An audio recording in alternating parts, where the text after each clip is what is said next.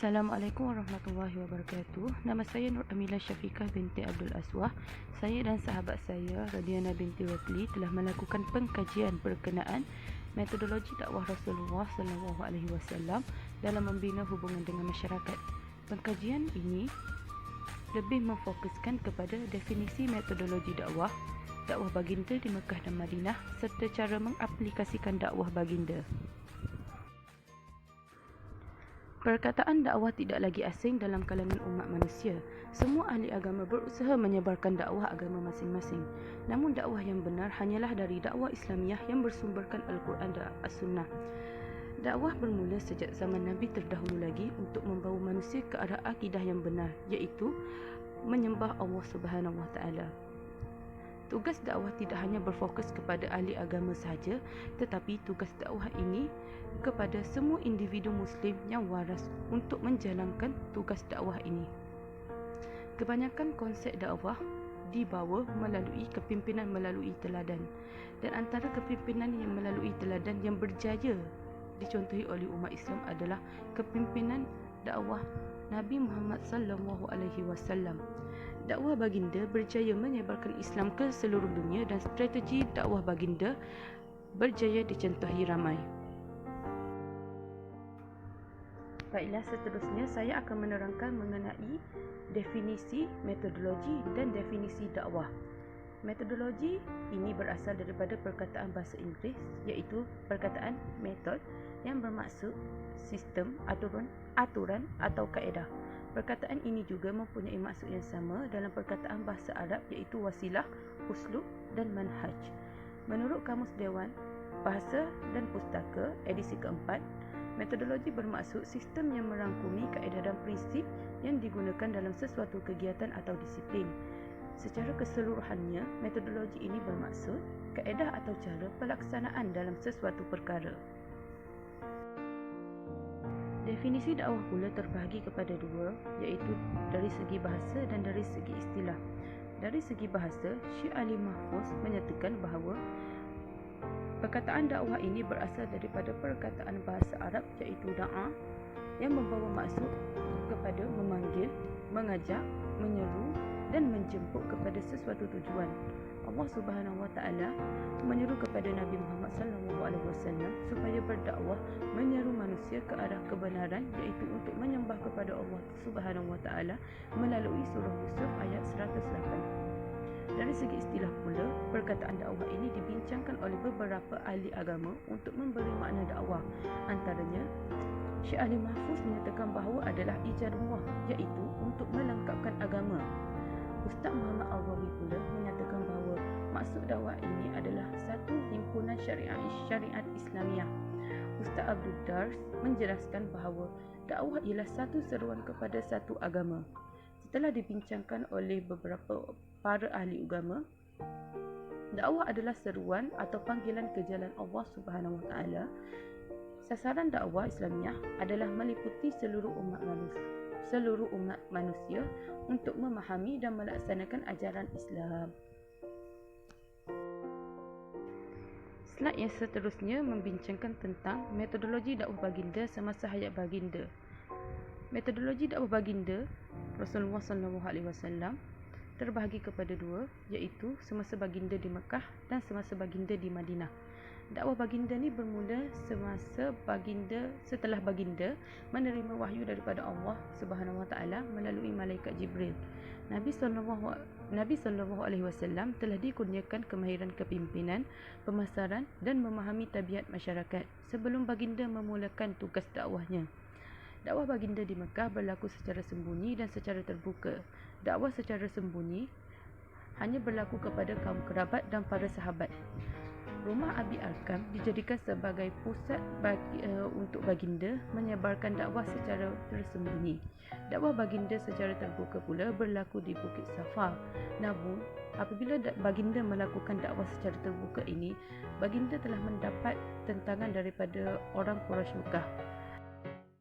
Disebabkan tentangan daripada orang Quraisy yang sangat dahsyat, Allah Subhanahu Wa Taala telah memerintahkan orang Islam dan Nabi Muhammad SAW untuk berhijrah ke Madinah. Penghijrahan baginda dan orang Islam ke Madinah disambut dengan baik oleh orang Madinah. Baginda telah dilantik menjadi pemerintah tertinggi di Madinah. Hal ini telah memberi kuasa kepada baginda untuk menggubal piagam Madinah. Kandungan piagam Madinah digubal secara adil dan tidak menyebelahi mana-mana pihak. Kebajikan orang Islam dan bukan Islam dijaga dan dilindungi sama rata tanpa apa-apa keistimewaan. Hal ini menyebabkan baginda mudah diterima termasuk oleh orang bukan Islam kerana keindahan akhlak yang ditunjukkan oleh baginda dan keadilan baginda dalam memerintah. Hal ini menyebabkan dakwah baginda di Madinah diterima dengan baik. Teruskan dengan kepentingan dakwah yang digunakan oleh Rasulullah. Yang pertama adalah untuk mewujudkan kesejahteraan dan kebahagiaan hidup di dunia dan di akhirat. Rasulullah merupakan Nabi terakhir yang Allah utuskan untuk menyeru kepada tauhid dan kebenaran. Dakwah yang dibawa oleh Rasulullah adalah untuk mewujudkan kesejahteraan dan kebahagiaan hidup di dunia dan di akhirat. Hal ini kerana Al-Quran yang dibawa oleh Rasulullah sendiri mengandungi pelbagai panduan yang perlu kita amalkan dan dijadikan panduan sepanjang kehidupan. Dalam Al-Quran sendiri mengajak kita untuk melakukan kebaikan dan meninggalkan keburukan. Yang kedua adalah menarik lebih ramai orang sama ada orang Islam atau bukan Islam mendalami agama Islam. Kepribadian Rasulullah sendiri yang sangat unggul, sangat dihormati oleh semua golongan masyarakat.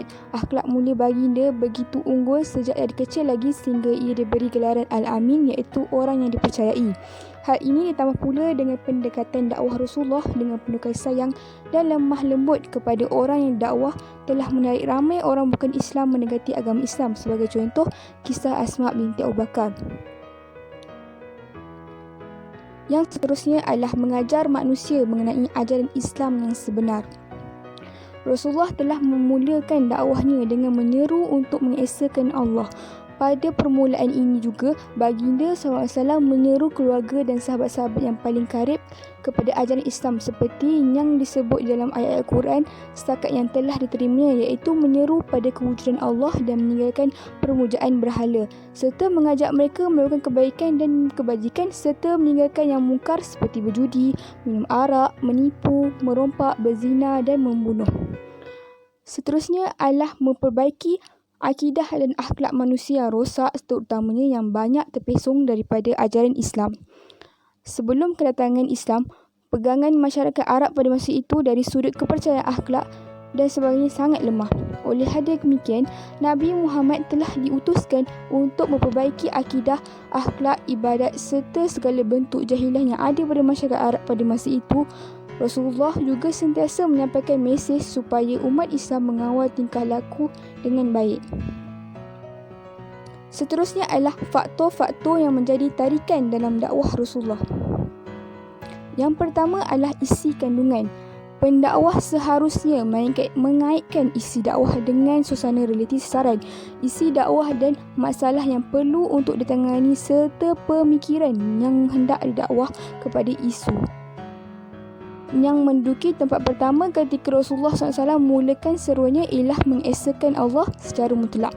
Pada peringkat permulaan ini juga, baginda SAW menyeru keluarga dan sahabat-sahabat yang paling karib kepada asas-asas ajaran Islam. Baginda mengajak manusia supaya sujud dan sembah kepada Allah, seterusnya meninggalkan amalan pemujaan berhala dan patung-patung.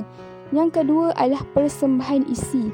Persembahan isi dakwah yang tidak baik dan tidak sesuai dengan keadaan sasaran, maka mereka tidak akan tertarik dan suka menerima ajaran Islam, bahkan akan menjemukan sasaran dan tidak menghayati apa yang disampaikan. Tambahan pula, Rasulullah mengambil pendekatan dengan cara memberi kabar gembira kepada siapa yang menerima dakwahnya, bahawasanya mereka akan mendapat kebahagiaan di dunia dan di akhirat. Jiwa manusia suka kepada kerjaan, lebih-lebih lagi jika ia nampak di hadapan mata mereka. Yang seterusnya adalah media. Pada zaman Rasulullah, baginda telah menggunakan media tulisan dan lisan untuk berdakwah. Media yang digunakan oleh Nabi SAW pada peringkat permulaan dakwah baginda lebih banyak kepada lisan dan tulisan. Al-Quran memainkan peranan penting di mana Nabi Muhammad SAW mengajarkan Al-Quran kepada para sahabat serta menyuruh mereka menghafal dan menghuraikan maksud ayat-ayat Al-Quran. Nabi SAW mengumpulkan sahabat-sahabatnya yang telah memeluk Islam di rumah Ibnu Al-Alqam, serta media yang digunakan seperti syair dan khutbah.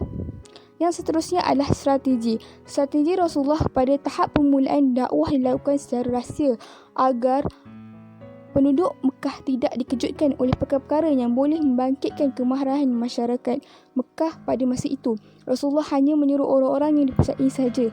Perjumpaan secara individu sering dilakukan oleh Rasulullah SAW. Yang seterusnya adalah tarikan berasaskan kesamaan. Faktor kesamaan ialah suatu perkara yang mempunyai kesamaan seperti jantina, kaum dan sebagainya. Kesamaan merupakan faktor yang menimbulkan minat atau menarik perhatian terhadap sesuatu perkara. Selain itu, faktor kesamaan yang menarik perhatian golongan sasaran ialah bahasa. Kesamaan penggunaan bahasa memudahkan golongan sasaran mendekati dakwah. Seterusnya adalah tarikan berasaskan keprihatinan. Faktor keprihatinan telah disebutkan Al-Quran yang memerintahkan agar mengambil berat dan memberi perlindungan kepada golongan yang lemah atau terabai seperti anak yatim, orang miskin, orang lemah, orang yang dizalimi dan sebagainya.